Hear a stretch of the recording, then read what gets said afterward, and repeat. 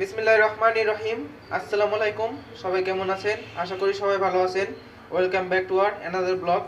তো আজকে আমাদের রেসিপি হচ্ছে কক মুরগির মাংস ভুনা। তো রান্নাটা শুরু করা যাক। তো মাংসটা রান্না করব।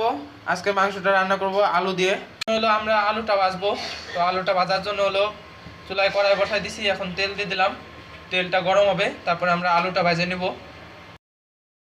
তো আলুটা ভাজার জন্য প্রথমে তেলের ভিতরে লবণ দিলাম, একটু হলুদের গুঁড়া দিলাম।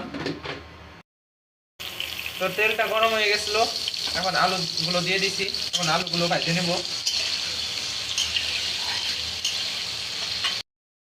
তো আলুগুলো কিন্তু আমরা লাল লাল করে ভেজে নেব।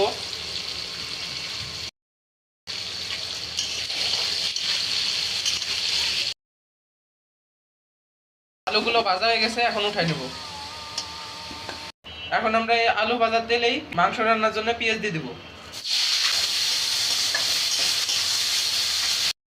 মতো লবণ।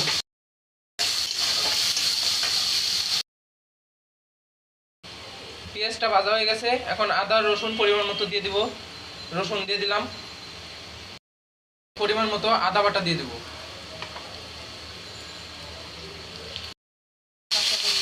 এখন রসুন আর আদা বাটাটা পেঁয়াজের সাথে ভালো মতন ভুনে নেব, যাতে পেঁয়াজ রসুন আর আদার কাঁচা গন্ধ না থাকে। আর এখন এইখানে আছে হলো এলাচ, গরম মশলা, জয়ফলের গুঁড়া আর হলো গোলমরিচের গুঁড়া। এগুলো এখন আদা রসুন আর পেঁয়াজের ভিতরে দিয়ে দিব।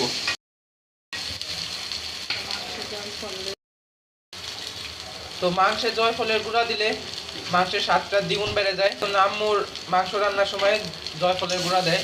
যে কোনো মাংস, সোনালি মাংস, ব্রয়লার, তাছাড়া গরুর মাংসতেও এই জয়ফলের গুঁড়াটা দেয়।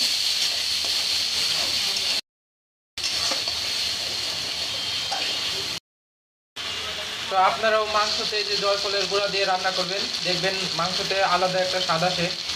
তো আদা রসুনটা ভুনা হয়ে গেছে, এখন বাদ বাকি মশলাটা দিয়ে দিব। লবণ, স্বাদ মতো লবণ দিয়ে দিচ্ছি। এখন পরিমাণ মতো হলুদের গুঁড়া, মরিচের গুঁড়া আর ধনিয়া গুঁড়া।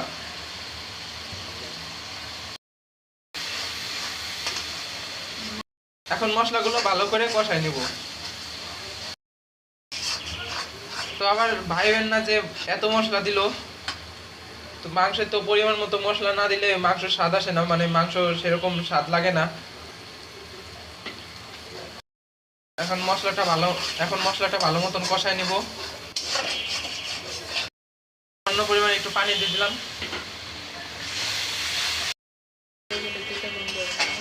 মশলাটা পুড়ে গেলে তিতা গন্ধ হয়ে যাবে, তার জন্য সামান্য একটু পরিমাণ পানি দিয়ে দিলাম, যাতে মশলাটা পুড়ে না যায়। এখন মশলাটা ভালো মতন কষাই নিব। তো মশলাটা হলো তেল ছাড়া পর্যন্ত কষাবো। তেল যখন মশলা থেকে ছাড়ে দিবে তখন কষানো হয়ে যাবে। তারপরে মাংস দিয়ে দিব।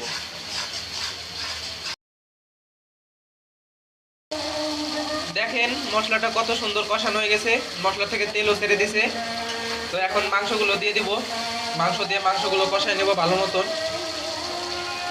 তো মাংসগুলো যে মাছ মাংস যাই রান্না করেন, ভালো মতন কষানো না হলে কোনো মাছ মাংসই, কোনো তরকারি স্বাদ লাগবে না। তো কষানোর আগে সবচেয়ে ভালো করে মাংসটা বা মাছটা ধুয়ে নেওয়া লাগবে। যত বেশি ধোয়া হবে তত আরও ভালো।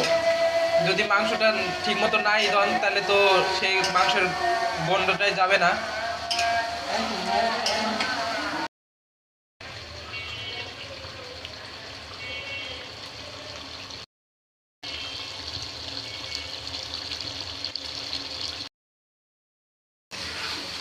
তো দেখেন আমাদের মাংসটা ভালো মতন কষানো হয়ে গেছে। এখন ঝোলের জন্য পানি দিয়ে দিব। তো এই যে ঝোলের জন্য পানি দিয়ে দিছি, পরিমাণে একটু বেশি দিছি, কারণ কক মুরগি সেদ্ধ হইতে একটু সময় লাগে, তার জন্য বেশি পানি দিছি। এখন হলো ঢাইকা দিব।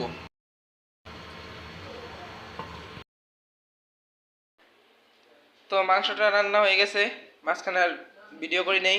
তো এভাবে বুনা বুনা করে রান্না করছি, ঝোল রাখি নাই বেশি। তো আজকের ভিডিওটা এই পর্যন্তই। ভিডিওটা কেমন লাগলো অবশ্যই কমেন্ট করে জানাবেন, আর আপনারা ওইভাবে বাসায় একবার হলেও ট্রাই করবেন। তো ভিডিওটা যদি ভালো লেগে থাকে অবশ্যই লাইক করবেন এবং কমেন্টে জানাবেন ভিডিওটা কেমন লাগছে। তো চ্যানেলটা সাবস্ক্রাইব করে দিবেন। তো আজকে ভিডিওটা এই পর্যন্তই, টাটা।